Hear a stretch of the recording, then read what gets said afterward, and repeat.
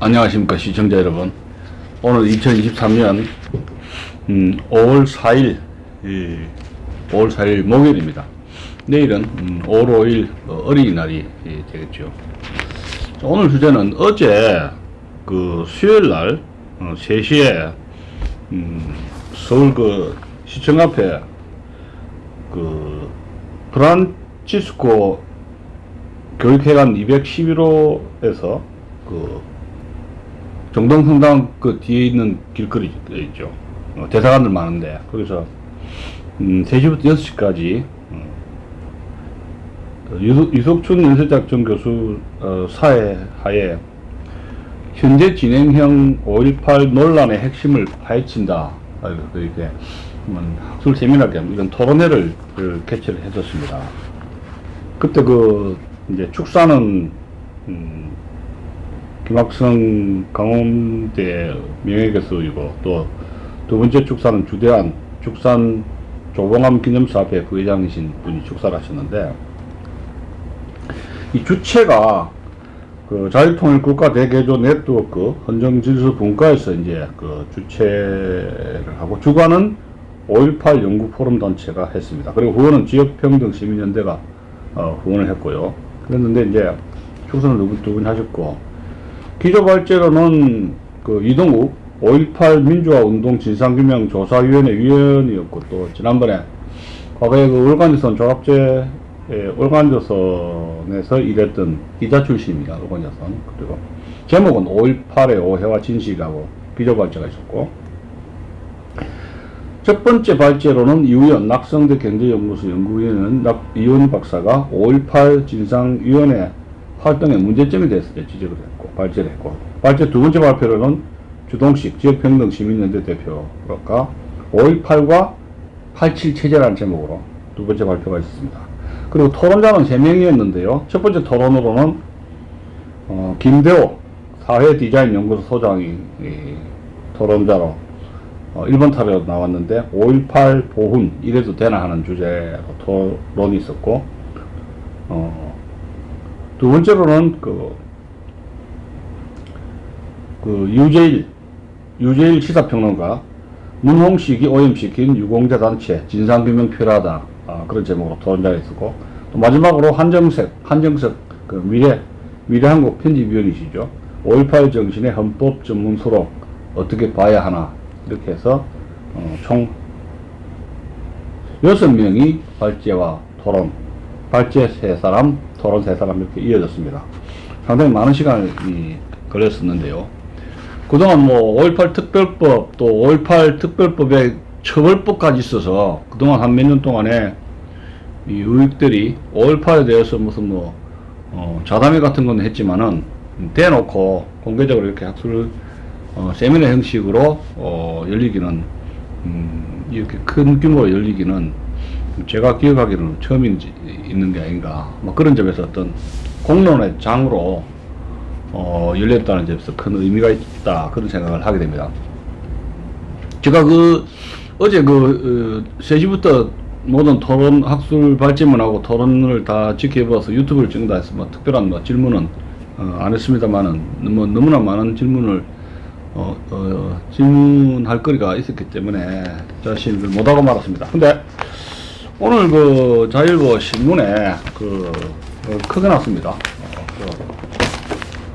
기사, 송원근 기자가 쓴 기사가 있고, 또 3면에는 또 송원근 기자가 쓴 더 자세한 기사 내용이 있기 때문에 그 기사 내용을 중심으로 해가지고 제가 어제 있었던 이야기를 좀 요약해서 말씀을 좀 드리겠습니다. 주로 송원근 기자가 쓴 것이 객관적이라는 것을 객관성을 담보를 하기 위해서 송원근 기자가 보도한 자료, 요약한 자료, 이것을 중심으로 해가지고 소개를 어제 유튜브 여러분 보신 분들 있겠지만 거의 2시간 반에서 3시간 가까이 되니까 다 안 보신 분이 있을 줄 알겠습니다만은 좀 기사의 내용을 중심으로 해가지고 제 말씀을 좀 적어서 드리겠습니다. 자, 기사 내용을 보겠습니다. 이제 헌법 전문 5.18 수록이 용납 못한다. 어제 대충 그 토론자들이라든가 5.18 전문 수록에 대해서 5.18을 헌법 전문에 수록해야 된다. 그건 뭐 2년 전부터 윤석열 대통령이 후보 시절부터 5.18 정신을 넣어야 된다. 헌법 전문에 넣도록 개정해야 된다. 이렇게 해서 상당히 우파들의 논란거리를 야기를 시켰는데, 본인이 윤석열 지금 대통령 자신이 후보 시절에 광주에 무슨 표가 필요했는지 모르지만 전라도 표가 필요했는지 모르지만 느닷없이 5.18 전문 수록 5.18 헌법 정신이 기려야 된다. 헌법 전문에 수록해야 된다 했었는데, 요새는 뭐 그런 말 속 똑같죠.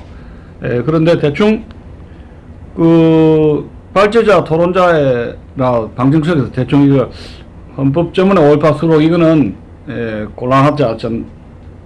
곤란하다 이런 인식이 좀 강했습니다. 물론 뭐 발제 기조 발제를 한 이동욱 기자는 4.19 정신과 더불어 4.19 정신도 들어갔는데 5.18 정신이 왜 못 들어가느냐? 4.18 학생을거 뭐 요새 혁명이라고 그러죠.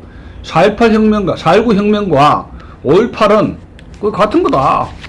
같은 혁명적인 4.19 혁명이면 5.18도 그 민주화 운동이고 그것도 혁명인데 같은 건데 그거 헌법 전문에 넣어서 뭐가 문제냐? 국민 여론이 그렇게 4.19도 불가피하게 여론으로 헌법 전문에 넣을 수밖에 없었던 정치적인 사안이 그런 어려움이 있었다면 5.18도 그렇지 않냐 그렇게 했었는데 상당히 이제 반박이 있었고요. 자, 기사 내용을 봅시다.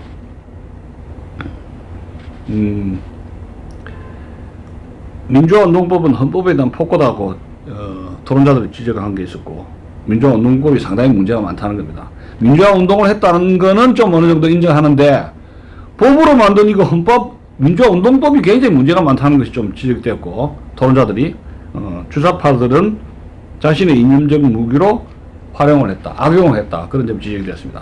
자, 기사 내용을 보겠습니다. 3일 서울 정동 프란치스코 교육회관에선 5.18 민주화운동을 둘러싼 논란을 해부하는 자리가 마련되었다.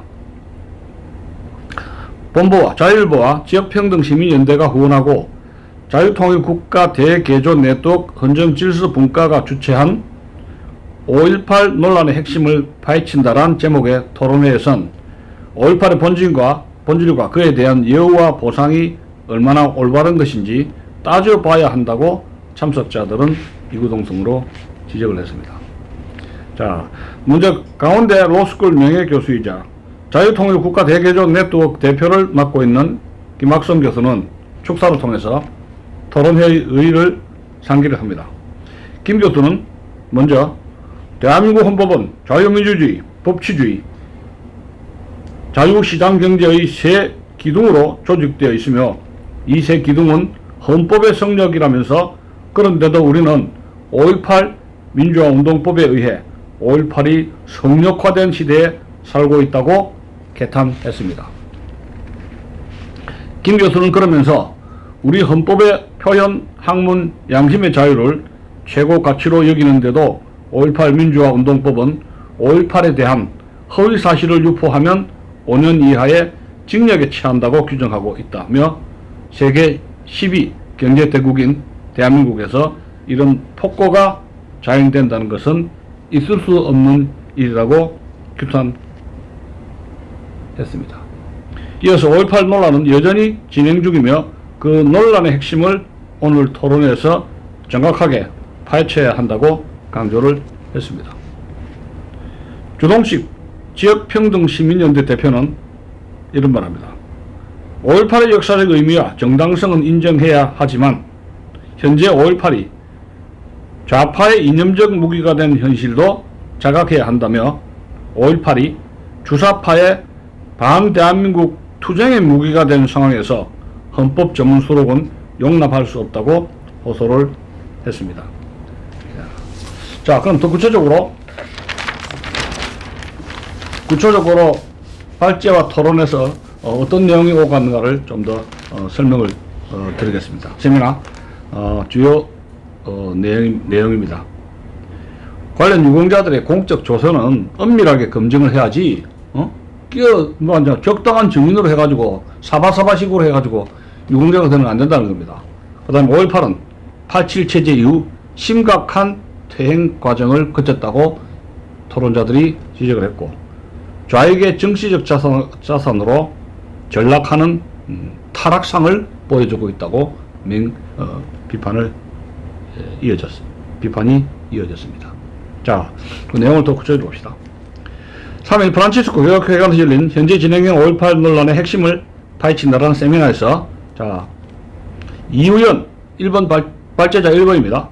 이우연 낙성대 경제연구소 연구위원은 중간보고에서 드러나는 5.18 민주화운동 진상규명위원회 활동의 문제점에 대해서 발표를 했습니다.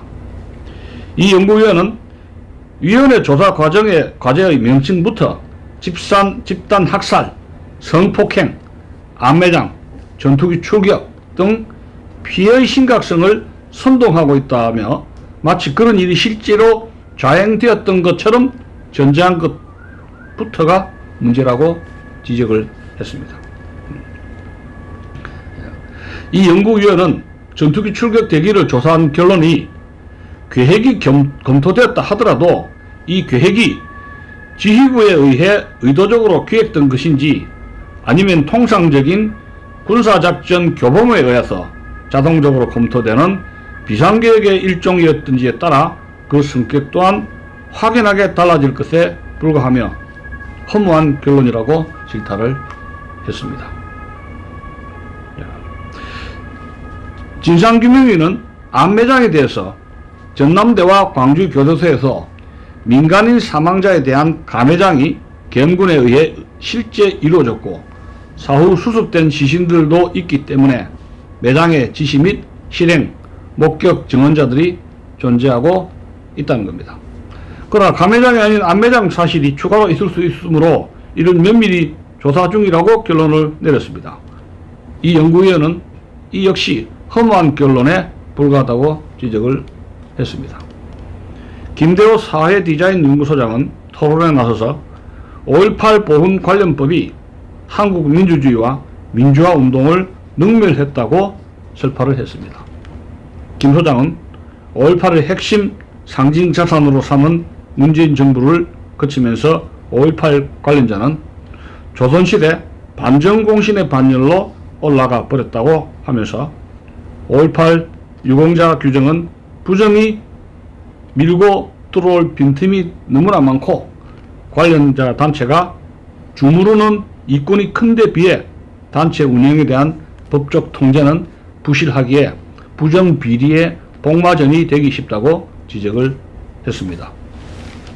자, 그러면서 본처는 5.18 유공자법 및 5.18 보상법과 민주화 보상법의 적용 대상자들이 받는 다양한 혜택을 공개해야 한다고 하면서 5.18 유공자들의 공적 조서도 엄밀히 검증해야 한다고 촉구를 했습니다. 주동식 지역평등시민연대 대표는 5.18의 한계를 분명히 해야 한다고 강조를 했습니다. 그는 5.18은 87 체제 성립 이후 심각한 퇴행의 과정을 거쳐왔다. 좌파의 정치적 자산으로 전락한 것이라며 5.18의 상징 자산을 보유한 호남이 좌파의 정치적 숙주, 정치적 가두리 양식장으로 전락한 것이 5.18의 타락과 비극을 단적으로 보여준다고 지적을 했습니다. 또 위원정당으로 해산된 통합진보당의 후예인 진보당의 강성희를 전주을 재선거를 통해 국회로 보내준 것, 김일성을 존경한다고 했던 것으로 알려진 전대협 의장 출신 송갑석을 광주의 대표적인 정치인으로 키워준 것 등이 그런 현상의 일환이라고 분석을 했습니다. 주 대표는 5.18은 또 호남이 반기업, 반시장 기조를 유지하면서 경제적 과실을 챙겨오는 무기로 악용되고 있다고 하면서 호남은 주사파와 함께 1987년 체제의 정치적 오너이다. 이런 정치적 위상을 활용해 정치적 프로젝트의 예산을 따오는 것이라고 지적을 했습니다. 그는 또 더욱 심각한 것은 이런 광주의 반기업, 반시장, 반기업 반시장 정서와 논리가 전국으로 확산되고 있다는 점이라며 정치적 승리자인 호남의 위상으로 인해 생긴 현상이라고 말했습니다. 그로 인해 이는 대한민국의 호남화라고 불러야 한다. 광주와 호남은 여기에 대한 역사적 책임을 피할 수 없다고 비판했습니다. 유재일 시사평론가는 문흥식 5.18 구속 부상자회 회장의 비리 사례를 들며 제2, 제3회 문흥식을 경계해야 한다며 2021년 법 시행 이후 5.18 관련 단체들이 전개하는 수익사업을 예의주시해야 한다고 강조를 했습니다.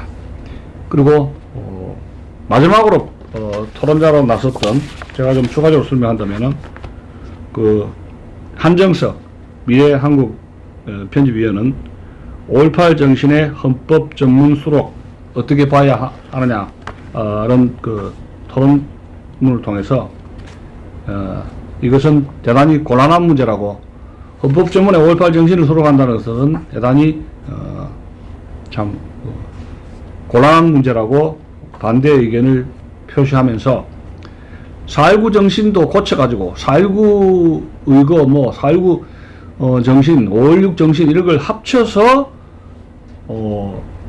국민의 저항권을 헌법 전문에 강조하는 것으로 어쨌든 타협이랄까 어떤 그런 식으로 포괄적인 언어에 그 국민 저항권을 포괄적인 용어로서 4.19와 5.18을 뭉뚱그려서 헌법 전문에 넣으면은 어떤 전체주의 국가로 다시 회귀하는 것을 막는 어떤 헌법적인 장치가 될 수 있지 않는가, 그런 식으로 언급을 했습니다. 그리고 여기에 이제 이 신문 기사에는 빠진 것인데, 여기 기사 내용에 빠진 것이 소위 이동욱 위원이죠. 5.18 민주화운동 진상규명위원회 조사위원회 위원으로 있는 이동욱의 위원의 기재발조 그 제목을 5.18의 오해와 진실이 50분 이상 발표를 했었는데요. 상당히 가장 그날 어제 발표에 논란거리를 많이 제공했던 것이라고 저는 기억하고 있습니다. 예를 들어서 지금 광수 문제도 반박을 했고, 북한군 들어온 것도 완전 부정했고, 또 4.19와 5.18은 거의 같은 것이다, 일란성 상징이다, 거의 같은 성격으로 지적을 하고 있어요. 4.19 때의 주동자의 의식 구조하고 5.18 때 광주 사태에서의 운동권의 의식 구조는 저는 다르다고 보거든요. 상당히 디벨롭먼트, 어떤 의식화 수준에서 상당히 발전된 형태라고 보고 있는데, 거기에 대해서도 언급이 별로 없었던 것 같고, 거의 같은 걸로 보고 있고, 4.19 혁명이면, 그것이 5.18도 혁명이다. 민주화운동이라는 건 말할 것도 없고, 그래서 우리 보수파가 바라보고 있는 광주 사태, 여기서는 좀 관첩들이 개입했다는 것도 전혀 지적이 안 되고 있어요. 지난번에 전광훈 목사가 90이 넘은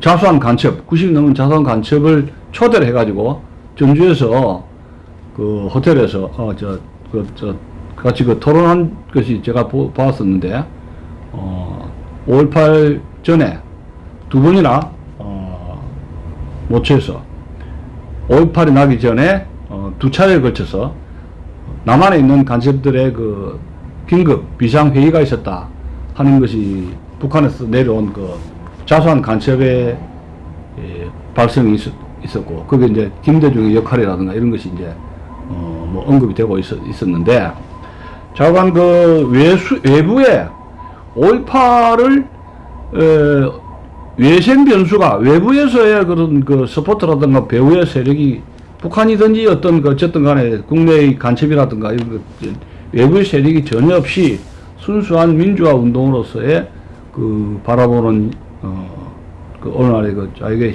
시각에 이동국 위원이 거의 전적으로 동조를 하고 있고, 심지어 그 민주화 유공자 명단 공개, 그것도 그 들어가서 이렇게 쳐보면은 알 수 있다, 가서 쳐봐라, 그 이런 식이 되고 있어요.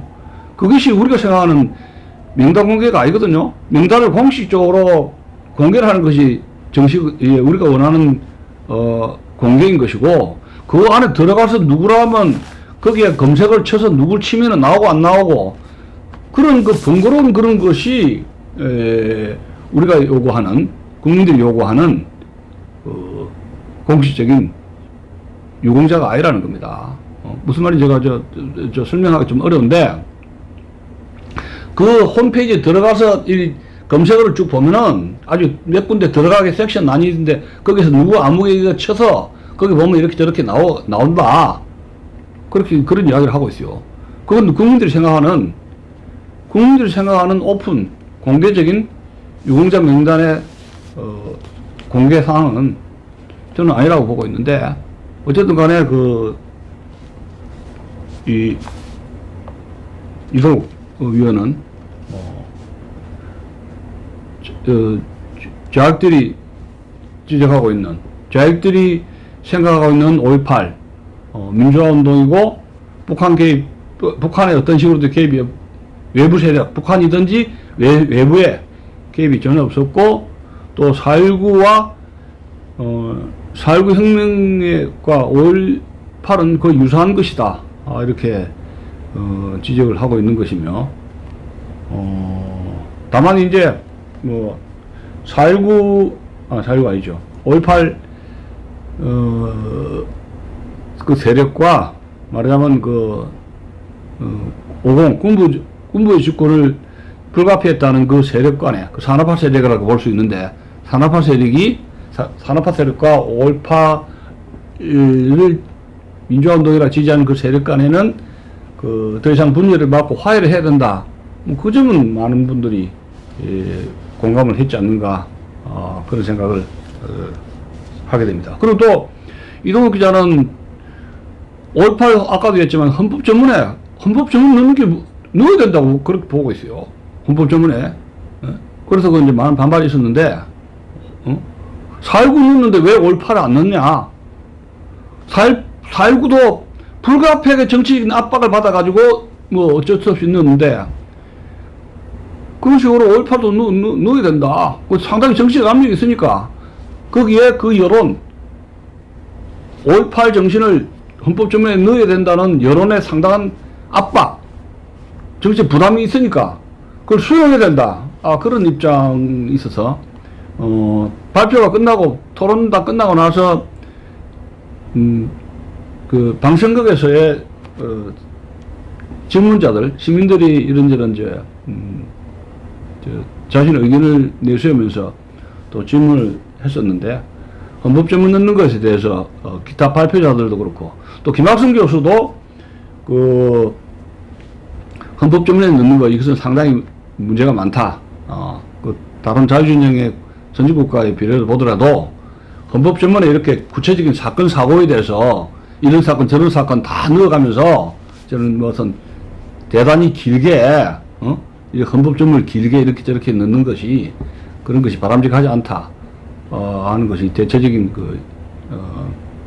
분위기였고, 또 토론자들의 민주화 유공자, 민주화 운동일 것이다 하는 데는 상당히 이제 많은 사람들이 그거는 어쩔 수 없이 민주화 운동이라 인정해야 되지 않느냐, 그건 놀랄거리겠지만, 그때 분위기 앞에 발표자나 토론자들은 5.18 광주 사태 때 그거 민주화 운동이었지 않느냐, 이런 것에 대해서 대충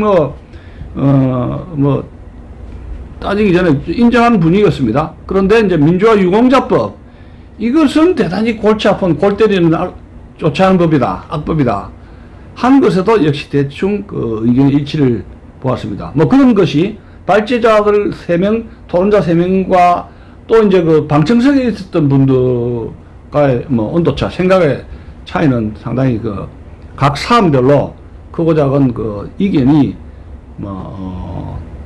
상당히 있었다, 그렇게 보지만은 특별하게 무슨 뭐 충돌이 없이 끝났다 이런 말씀을 드리는 것입니다. 그래서 이번에 그 어제 저 토론자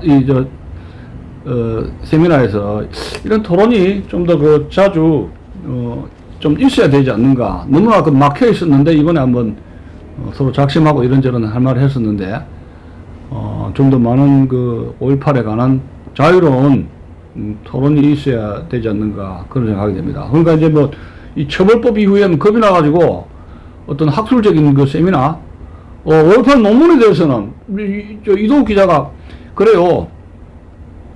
5.18에 관한 좌파들의 논문이 거의 500개가 되는데 우파들은 논문이 하나도 없다. 우파들은 공부를 안 한다. 5.18도 공부를 안 한다. 500대 빵이다. 뭐 그런 점에 대해서 우파들은 5.18에 대해서 좀 더 전문적인 학술적인 논문을 쓰고 공부를 해야 된다.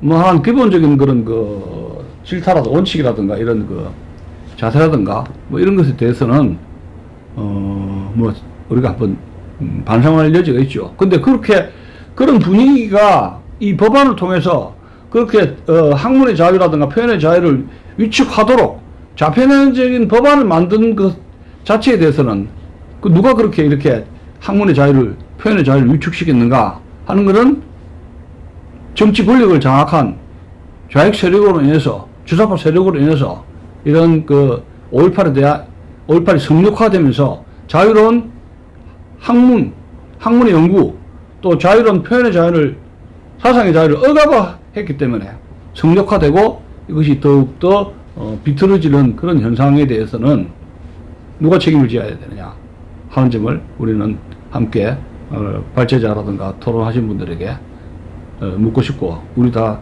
스스로가 5.18 성역화를 막지 못한 데 대해서 어떤 지식인으로서 또 정치 지도자들이 큰 책임을 느껴야 되지 않는가 그런 생각을 하게 됩니다. 다만 어제 이런 발표를 주관했다는 것, 이런 발표가 열렸다는 것만 하더라도 뭐 하나의 큰 의미가 학문적인 어떤 큰 의미가 있지 않는가 그런 생각하게 되고 앞으로 우리 그 우파 단체에서도 이 학문 영역에서는 자유롭게 개정한다 그렇지 않습니까? 근데 너무